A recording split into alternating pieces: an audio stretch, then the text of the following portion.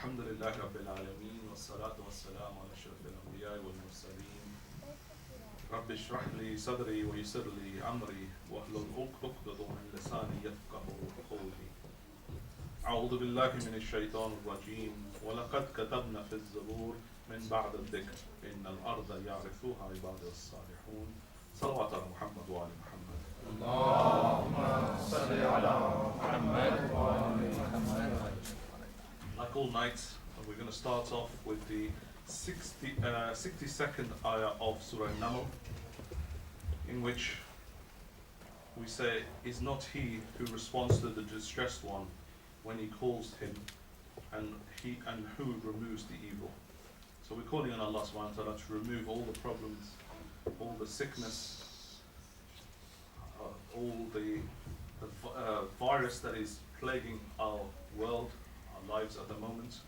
We recite this we recite this ayah 5 times, so please join me in reciting, and I want to hear your voices rather than my voice. أعوذ بالله من الشيطان الرجيم أمن يجيب المضطر إذا دعا ويكشف السوء أمن يجيب المضطر إذا دعا ويكشف السوء أمن يجيب المضطر إذا دعا ويكشف السوء أمن يجيب المضطر إذا دعا ويكشف السوء أمن يجيب المضطر إذا دعا ويكشف السوء. فاتحة. بسم الله الرحمن الرحيم.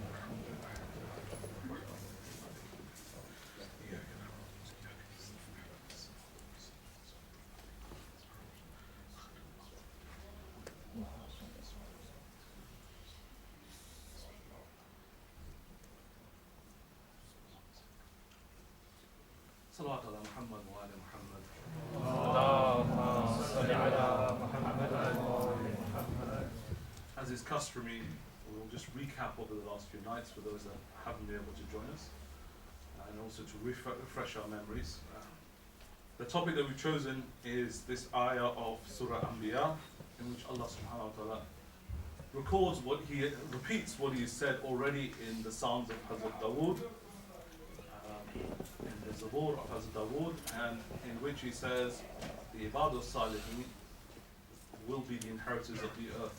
There will come a time when the earth will be run by these people. They will be the inheritors of the earth.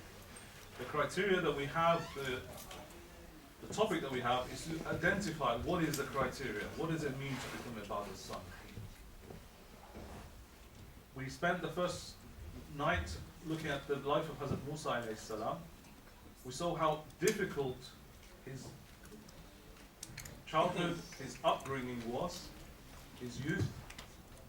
He was expected to be killed when he was a baby. He grew up in the palace of his enemy. He tried to help one of his own fellow Israelites and ended up killing someone else in the process, and he was charged with manslaughter. He left as a refugee with nothing but the shirt on his back. And just when everything settled down, Allah subhanahu wa ta'ala sent him on a mission back to the same people. Back to the same people. Now go and deliver my message. That is the example, the challenge that is Ibadah Salihin, these people that will be with him on the Zaman, that's the kind of characters that we need. Regardless of where they've come from, when the mission's ahead of them, they'll fulfill it. We then looked at Hazrat we looked at Hazrat Ibrahim over the last few nights. We looked at him as a youth, as a rebel with a cause, as he challenged his community, as he's challenged his father, whether it's biological or adopted father, doesn't matter. It was his father, he was the person, he was living in his house, he was the person providing him the food. He challenged him, saying, what you're doing is wrong. He then challenged his community. And then he was forced into exile. But throughout that process, he remained steadfast in his belief. But he approached the people in a manner that forced them to think. Okay? Challenged them where they could come back with no answers.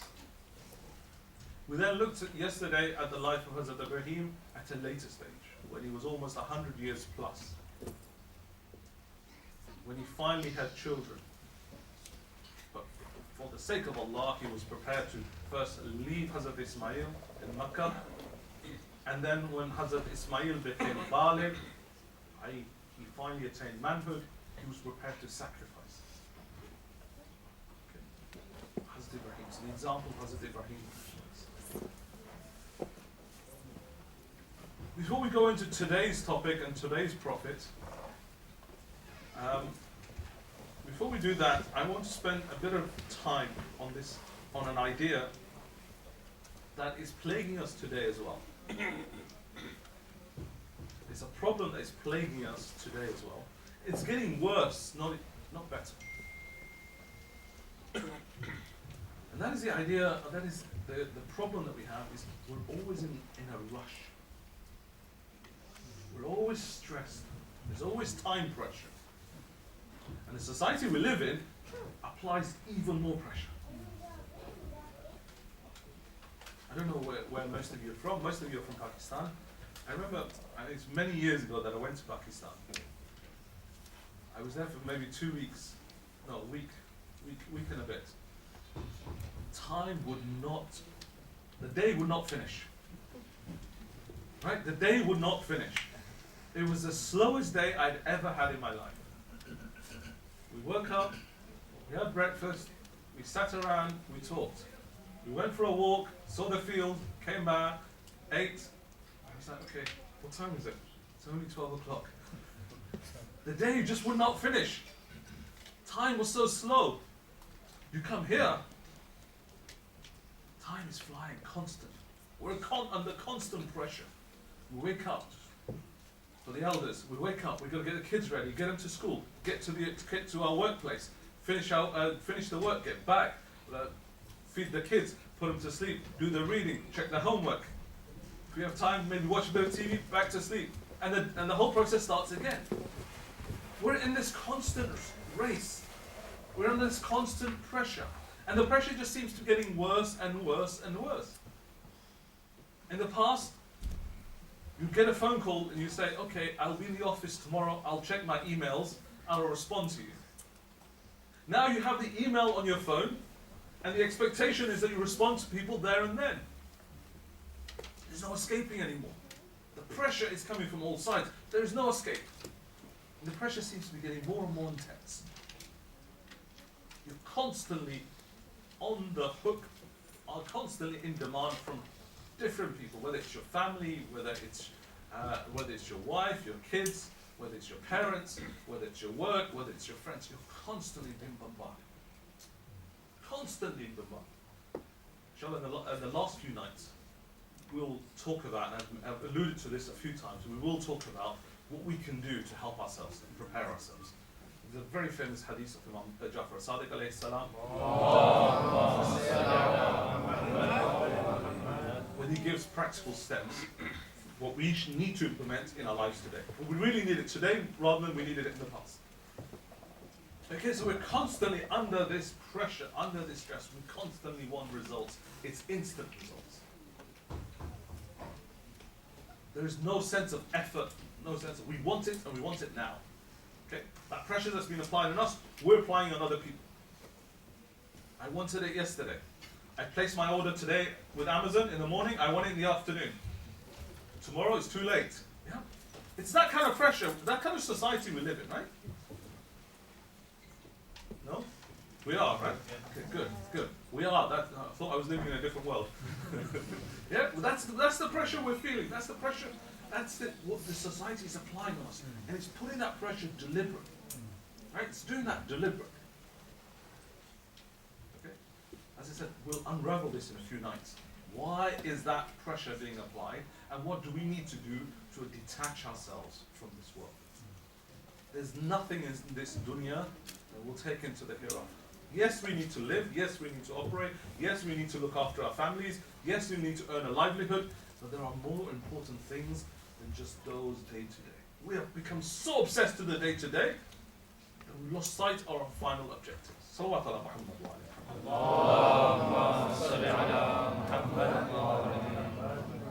So today we're going to return back to Surah Anbiya, Surah number 21 of the Holy Quran. We're going to look at verses 37 to 41. Okay? I hope many of you are going back and looking at the references I'm giving. Okay, so Surah Anbiya, verses 37 to 41. Allah subhanahu wa ta'ala says, خُلِقَ الْإِنسَانُ مِنْ عَجَلٍ سَأُرِيكُمْ آيَاتِي فَلَا تَسْتَعْجِلُونَ. Man is made of haste. I shall show you my signs, but ask me not to hasten them. Okay? Ask me not to hasten them. Allah subhanahu wa ta'ala says, I know that quality is in you. Because He is the creator. Right? The creator is telling you, I know that quality is in you. You're always in a rush. You're always creating in a haste. This conversation, by the way, is taking place between our holy prophets and the kuffar of Makkah. Okay? They're saying to the Prophet, right, you're talking about Qiyamah, you're talking about the hellfire, bring it on. Literally, that is what they're saying. In the next few ayahs, you'll hear them say, bring it on. Bring it on, bring it on. The response comes from Allah subhanahu wa ta'ala. It says, you've been created in haste. We will show you our signs. You will be punished. We will show you our signs. But we will not work to your timetable. You will work to our timetable. Okay? Allah subhanahu wa ta'ala declaring quite clearly, I have my own timetable. You can ask for whatever you want. We will not necessarily speed it up. People ask me about Imam Zamana. It's a constant topic. And again, if we have time, we'll touch on it. Why is he in Ghaibat for so long? Why doesn't the Imam come? Look at the problems the Muslims are facing. He will come when we are ready and Allah subhanahu wa ta'ala commands him to come. Before that, he's not coming. Okay? But mankind is, Allah subhanahu wa ta'ala, I know you have been created in haste. You want everything, you want it today. You're not prepared to work at it. The Ibadah Salihin will work at it. They will work when the Mahdi comes. They will work with him. So, okay, how can we restore the balance in this earth? How can we reduce the temperature? How can we restore the rainforest? How can we reduce the animals in the sea that are being destroyed? How can we bring back all these animals that are becoming extinct? They will work with Imam Zamana. They will understand what the issues are and they will work to restore the earth to the state that it should be. That's just the natural world. The world of human beings. They will restore the peace and justice. It won't happen just like that. It will require effort and planning and hard work. And they'll be patient and they'll work towards it. The next few verses, I've already alluded to them, so let's just quickly go through them. وَيَقُولُونَ مَاتَ هَذَا الْوَعْدُ إِن كُنتُمْ صَادِقِينَ. And they will say, and they say, Mata, when will this promise of yours come to be? This promise that we will go to the hellfire, when will it come? Bring it now. That's really what they're saying. Bring it now. Or prophet, bring it now. If you're really a prophet, bring it now. He says, no. My Lord has said, you're created in haste. We will do it when we're ready. We will not do it on your terms. The next few ayahs talk about what that punishment is going to look like. لا يكفون عن وجوههم من النار ولا عن ظهورهم ولا هم ينصرون. They will not be able to drive off the fire from their faces and from their backs. Fire will consume their faces and their backs. Okay? بل تأتيهم بغتة فتبحثهم فلا يستطيعون ردها ولا هم ينظرون. Nay, but we will come upon them unawares. When Qiyamah, this is referring to Qiyamah. When Qiyamah comes, even Qiyamah will feel like, oh my God, we weren't prepared for this. It will come suddenly.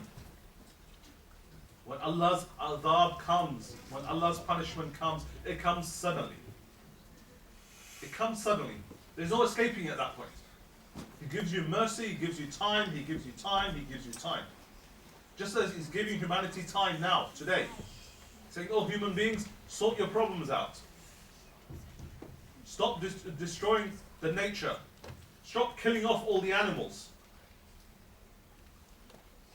Stop accumulating all the food for yourself, all the wealth for yourself, and leaving people starving that are in need of that. Stop. I'm giving you time. And when He's had enough, when He's looked to the mankind and they still cannot solve the problems, He'll say, now, Mahdi, go. Imam Zamana, go. Fix the problem because they've been unable to do it themselves. Allah subhanahu wa ta'ala is giving us respite. We assume that we'll be in that group with Imam Zamana. Maybe we'll be accused when he comes and he says, what were you doing? You were sitting in a mosque, you were just beating your chests. Were you out doing anything practically? Were you doing a simple task of planting a tree? Simple plant of planting a tree, looking after the nature around. I'm not even asking you to go and do tabligh, I'm saying simply look after the nature just around yourself. Just simply nature around yourself. You see the expectations on us from the Holy Quran and Allah subhanahu wa ta'ala. And our perception of what's expected of us. We think all we need to do is pray and come to the mosque and that's sufficient. Allah subhanahu wa ta'ala is saying, no, pray, that's the basics. That's the basics. If you really want to get into that category up there, and you want to say, I'm going to be the helpers of Imam Zamana, then you need to lift yourselves to a much higher level.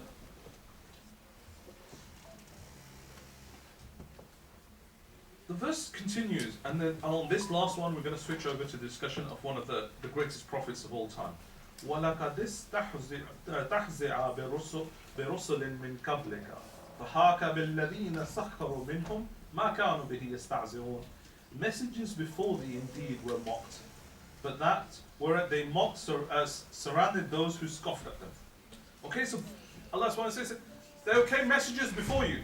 When they delivered the same message, they were also mocked like this. That's the promise? Show us, come on, bring it on. Bring it on. Where is it? Your punishment, come on, we're ready. Bring the punishment. I'm saying, I'm giving you rest, I'm giving you time to think about it. But when it comes, your faces and your backs will be burnt. And there'll be no respite. No one will be able to save you. There'll be no helpers. I missed one verse in there. There'll be no helpers. They mocked the prophets. And the Holy Prophet, our Holy Prophet, has been told previous prophets faced the same issue. Salawatu Muhammad wa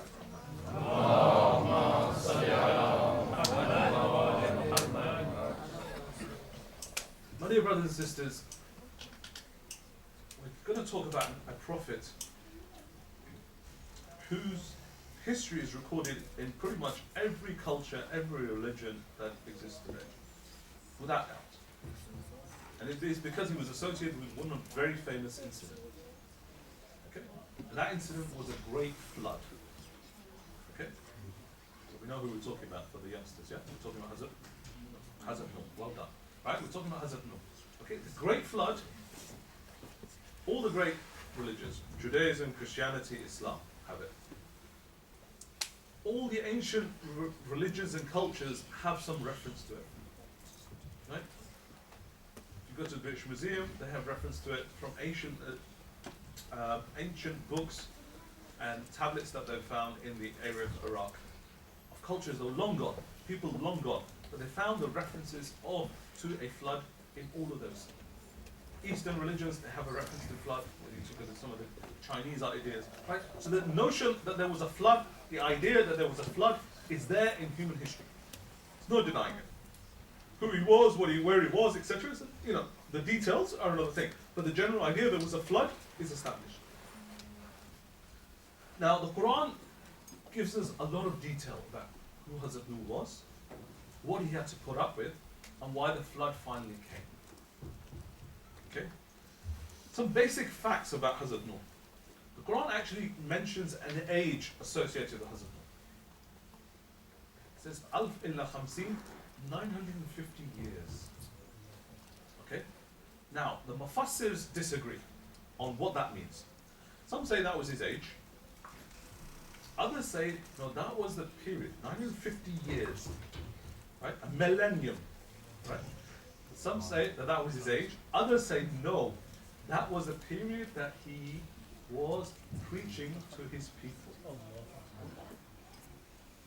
950 years of preaching to his people. Okay? 950 years. So some say that's his age, even that's long. Others say, no, that was just the period he was preaching. Imam Ja'far Sadiq alayhi salam,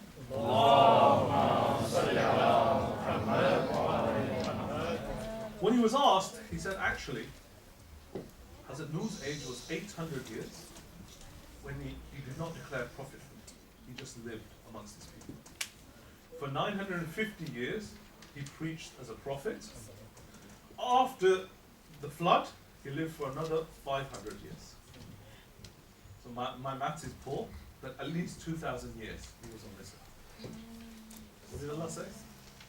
Don't hasten. I'll take my time. I will not do it on your timetable, I'll do it on my timetable.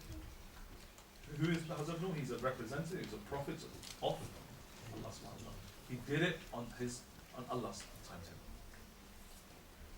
So that's the length. 950 is without doubt, it's in the Quran, so we can't deny it. You know, Mufassirs disagree whether that was his age or whether it was the time that he preached as a prophet. Okay? They said, strong hadith, there are a number of hadiths on our side which suggest that that was the age that he just preached. Okay. The first 800 years, he just lived a normal man. Eventually, Jibreel came and said, oh, no, go. Now, Hazrat Nuh's, that's not his name, by the way. That's his title. That's a common misunderstanding. They came up in, as I was doing the research for this, that's actually his title. And what it means is the one who cries, moans. Nuh means the one who cries. And he got that title because he used to cry for his people so much, they just gave him that title. They forgot his name. Said Nuh is the one who cries. He's always crying for his people. Oh Allah, save my people. Oh Allah, save my people. Oh Allah, save my people. Now, Hazrat Nuh alayhi salam preached for at least 950 years. We can divide that 950 years into three parts. He preached for 300 years. For 300 years. I say it easily, right? You all look at me, 300 years. No, 300 years. None of us are going to live even to 100 years. Inshallah, some of you may. Right? But most of us are going to be gone. Well gone before 100 years, right? Especially the food we eat and the lifestyle we live. Right? We're going to be long gone. Just the way of the world. If not that, then maybe COVID is going to get us, right? So to live to 950 years, long time.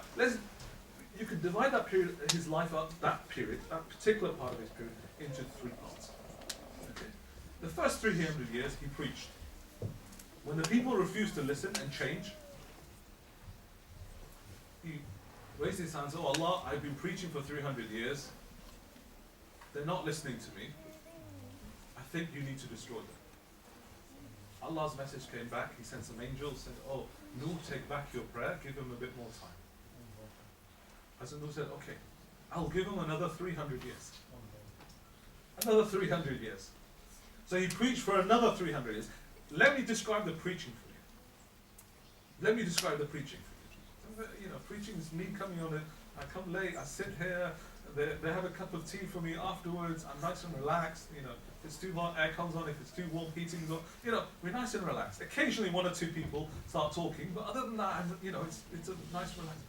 Hazrat Nuh used to go into the market, he used to start preaching. They were so fed up of listening to him, they all started stoning him. He was surrounded by the stones and the rocks, he actually became submerged, and they would leave him. At the end of the day, Hazrat Jibreel used to come, take off the rocks, would put bandages around him, it would take him 2 or 3 days to recover, and then he'd go back again. This is Hazrat Nuh. Don't underestimate these great prophets. The sacrifice they had to make to get the message out. For hundreds and thousands of years. Hazrat Nuh. This cycle was repeated over and over and over again. I'm not surprised. I would have... Listen, I give this example always, right? Someone heckles me day one. No, Brother Faisal doesn't know what he's talking about. I may not turn up day 2. Right? That's me. Day 2, I'm not turning up. Here, rocks and stones are being thrown at him. He's buried underneath. He is submerged with injuries. Jibreel digs him out, puts bandages on him, gives him time to recover. As soon as he's recovered, he's back again. First 300 years. Says, okay, give him another 3 years. After the 300 years, Hazrat Nuh raises his hands again. Oh Allah, they're not listening to me. Oh Allah, they're not listening to me. You need to deal with them. This time Allah subhanahu wa ta'ala sends even more angels. So, oh no, they're the creatures of God. Give them more time. Give them more time. Hazrat Nuh says, fine, I take back my prayer, my curse. I will give them another 300 years. So by that time, it's 900 years. At this point, Allah subhanahu wa ta'ala says, okay, no. When the third prayer comes, oh no, fine, we accept. They're not going to change. 900 years of preaching, they're not going to change. Start building an ark. Now look at, this is not in the Quran, but this is in the explanations and tafsir that you find. Okay. What does Allah now do? Allah subhanahu wa ta'ala now says, for the next 40 years, no children will be born. When I read that tradition, no children are born in that next 40 years or so. And the Imams explain this, the reason no children were born in that period, Allah did not want to kill any masoom. When the flood came, He didn't want any masoom children. So for 40 years there were no new births. Right? No new births. 40 years. It took Hazrat Nuh time to build it. And the building process in itself was, I don't know, it was longer than 10 years. It's longer than 10 years. First thing you had to do, Allah subhanahu wa ta'ala said, take these seeds and plant them. This is why I kept referencing trees. Let these trees grow up. Okay? He invited the people, he said, I will pay you. He used to pay them of gold. He said, I will pay you to help me plant these trees. So they planted the trees and they grew. The people used to mock him whilst they were planting trees. What an old man, what a fool. By that time they considered him a fool. By the way, they had a tradition, this is very interesting, again, one of the Imams explains, he said, they had a very interesting tradition. When the kuffar of that time, when they were about to die, they would take their children, say, look at that man, he's an old fool, he's an old fool, don't listen to him. That was their nasiyah, that was their will to their children. Okay? So that was it. So these people were mocking him. So generation after generation is thinking he's an old man, old fool. We don't want to listen to him, right? So he grows the trees, then Allah said, now cut the trees. So then he cuts those trees, and he starts building the ark. Where does he build it? According to our tradition, he builds it in Kufa. Okay? Masjid Kufa, that's where he starts building the ark, and that's what it is. Again they mock him. There's no water around here. Are you crazy? Can you imagine what he has to put up with? Can you imagine what he's having to put up with? Can you imagine what the Ibad al-Salihin are going to have to put up with? Your religion is outdated. Right? Your practices are outdated. You're waiting for an imam is outdated. You guys are crazy. You don't know what you're doing, right? That's what they're going to... You can see it happening, right? We've been constantly challenged. Everything you do is outdated. It's not real. One God. Come on, guys. Science has the answers. That's the society we're living, right? But Hazrat Nuh had to put it up for 950 years. Constantly. And they say for the first 800 years, the reason he remained silent was he didn't want to mix with the people. Hazrat Jibreel said, no, the command has come, now go.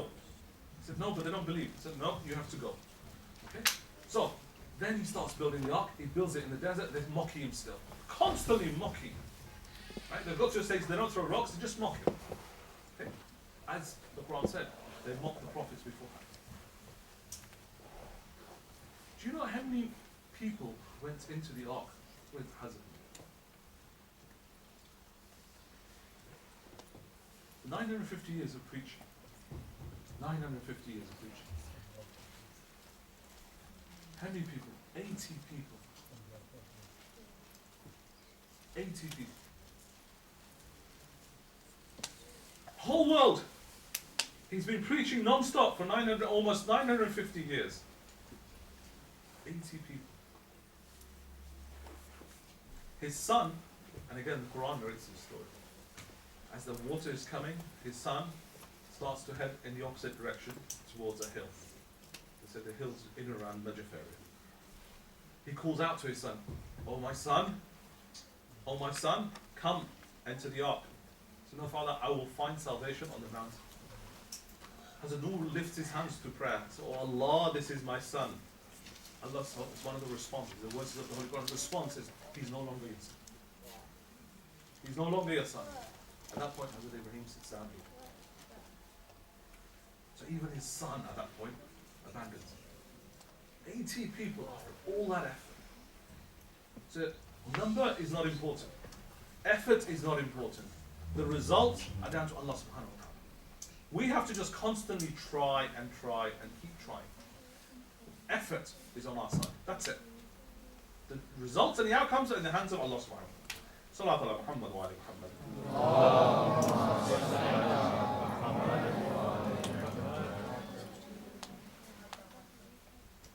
My dear brothers and sisters, the story of Hazrat Nuh alayhi salam should serve as an example to us. Doesn't matter about the numbers, doesn't matter about how long it takes.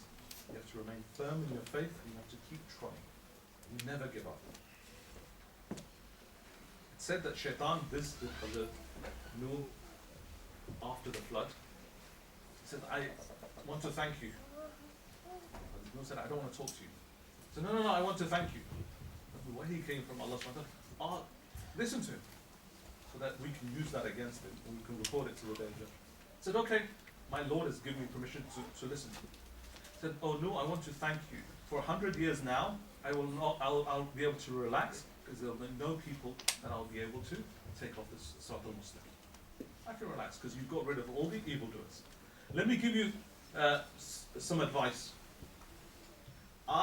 Shaitan, make the most of a number of situations. When people are feeling greedy, I jump on it. They become easy for me to manipulate when they're feeling greedy. Okay?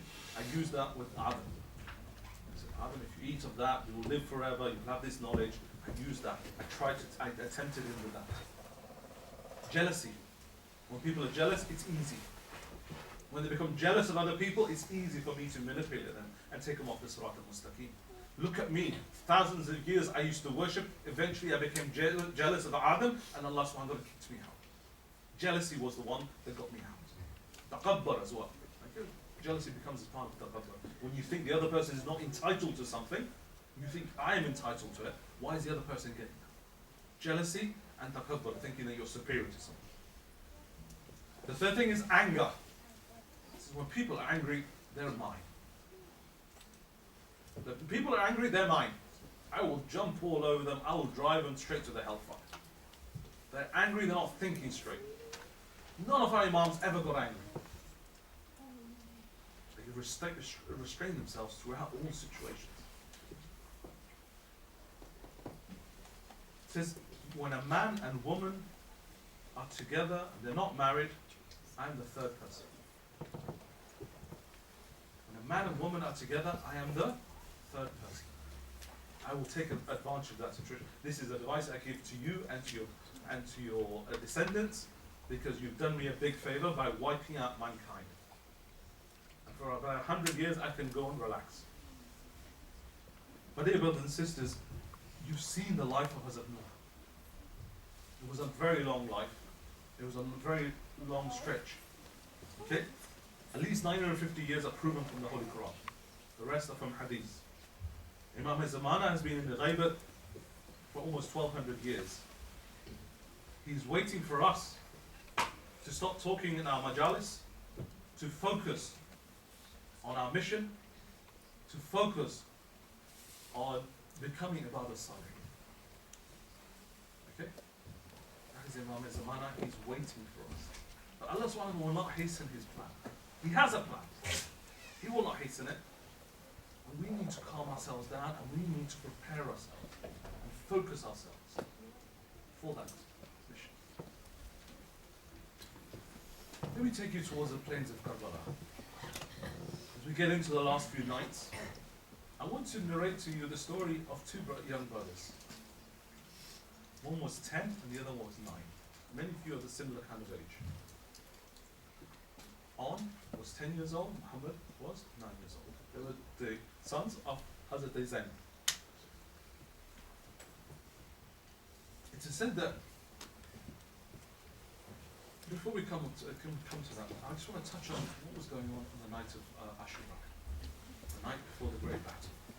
Hazrat Zainab narrates, she goes, at some part in the night, I could hear murmuring coming from the camp, from the tent of Hazrat Abbas. So I went and I lifted it up and looked inside. In the middle was Hazrat Abbas. He was surrounded by the youth of Bani Hashim. And he was looking at each one of them and saying, "Oh youth, remember tomorrow is a key battle. We must die first before the companions of Imam Hussein. Let not people think that Bani Hashim tried to save themselves and that allowed others to be killed before them. Zainab says, that strengthened my heart. That my brother will have some supporters. She said, as she was going back, she heard something else, another murmuring from the tent of Habib ibn Zahir, whose shahadat we read yesterday. She said she lifted the door, she looked inside again, and she could hear the conversation. Habib was standing in the middle, and the companions were surrounding him in a similar fashion as Hazrat Abbas. Habib was saying to the people, to the companions of Imam Hussein, he was saying, "Oh brave soldiers, oh young men, remember tomorrow we must die first and make sure that the Bani Hashim are safe. Let not any of them go before us." Sayyidina Zainab says, Sayyidina Zainab is reporting this, says, at this point I became content that tomorrow my brother will have helpers, both from the Bani Hashim and from his companions, and they will not abandon him. Sayyidina Zainab herself had brought two representatives that she was going to present to Imam Hussein. She said in the morning she prepared her two sons, 10 and 9, On and Muhammad. My dear brothers and sisters, I always say this every time I recite them aside. These were two shuhada that on the day of Ashura, there was no mother that came to cry for them. See, Zainab was too busy crying for her brother. These were two bodies that were left by themselves. There was no one there to cry for them. So cry for them today. Don't hold back your tears. Let the tears flow. They are 10 and 9. On the day of Ashura, when the bodies fell, there was none and no one there to cry for them. She prepared them. She dressed them in the best of dresses, in the clothes. She gave them the swords herself. She said, now go and protect your uncle. She brought them to Imam Hussein. Imam Hussein looked at them. She said, I brought them for them to protect you on today, in the battle today. Imam Hussein said, no. Abdullah ibn Jafar would not approve. I can't take them without his permission. He's the father. Sayyidina Zainab said, no. Abdullah has told me to bring them to you. For when he said, but when the time comes that Hussein is in need, then give these two as my sadaqah. Perchance that he may survive. At that point, Imam Hussein could no longer say no. He'd been saying no. Look at the examples over the nights. Every time Imam Hussein was looking for an excuse to exempt people. He said to John, go, you're an old man, you've served as well, go. Right? And today, again, he's looking for an example with On and Muhammad. They're young. Abdullah ibn Jafar is not here. He's looking for an example for people not to go into the battle for him. But he has no choice. When she says, Abdullah ibn Jafar insisted, he said, when Hussein is in trouble, give these two a sadaqah. At that point, he lets them go. Now, it's said that they fought bravely. So 10 and 9. They fought together, they fought bravely. Eventually they became detached from the army of Imam Hussein and they got surrounded. The first one to fall was Muhammad. He was the youngest. He was 9. He fell. He called out to his brother, On, come to my aid. His brother turned back to him. Said, Oh, don't worry. Muhammad, don't worry. I am coming and I will be joining you in the hereafter shortly. And eventually, 9 and 10 years old, they fought bravely. They actually drove part of the army of Yazid away from the plains of Karbala. Umar ibn Sa'd, he narrates, says, when I saw the two coming, Zainab, today I can see how much Zainab values Hussein. She is sending the two lights of her eyes into battle. She is sacrificing the two lights of her eyes. Umar ibn Sa'd narrates this. He says this on the plains of Karbala as these two youths came out. They took the army of Yazid to one side. They got surrounded. They got surrounded. They were young boys in a battlefield of men. But they struck down. They killed many of the others. Eventually they got surrounded. First one to fall was Muhammad, followed shortly by On. Mawla Hussein, when they called out to their uncle, said, "Oh uncle, come to our aid." Mawla Hussein arrived, but this time the life has left their body. It said he picked them up, and as he was carrying them back, their feet were scraping the floor. He came, he put them in front of the tent outside. The tradition was that the women would rush out and they would cry for the dead that he would bring back. See, the Zainab would always be the first. When Ali Akbar came, she was the first. Some say that she even came into the battlefield. She would always be the first to come out. But see, the Zainab never came out for these two. They were her sons. Where are you, Sayyida Zainab?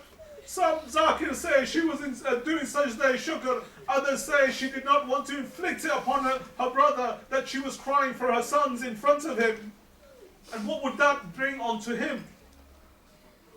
Sayyida Zainab, where are you? My dear brothers and sisters, open your hearts, open your eyes, let the tears flood down your cheeks. Cry for two that were not cried for on the day of Ashura.